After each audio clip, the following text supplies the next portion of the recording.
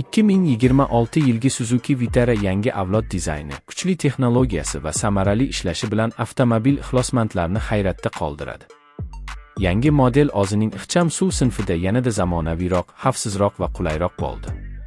Suzuki kompaniyasi Vitarani shahar hayoti va sayohatlar uchun mukammal moslashgan avtomobil sifatida taklif etmoqda.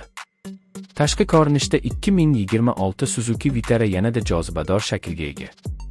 Keng radiator panjarasi, LED chiroqlar, aerodinamik bamperlar va yangi gildirak disklari unga sportiv va zamonaviy ko'rinish beradi. Ranglar assortimenti ham kengaytirilgan bo'lib, xaridorlar o'z didiga mos variantni tanlash imkoniga ega bo'ladi. Salon qismi esa maksimal darajada qulaylikni ta'minlashga qaratilgan.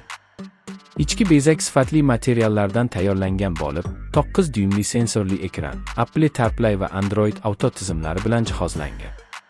Shuningdek, raqamli asboblar paneli va avtomatik iqlim nazorati haydovchi uchun qulay muhit yaratadi. Texnik jihatdan 2026 Vitara 1.4 litrli Bosterjet turbomotori va 48 va gibrid tizimi bilan ta'minlangan. Bu tizim yoqilg'i sarfini kamaytirish va ekologik tozalikni oshirishda yordam beradi.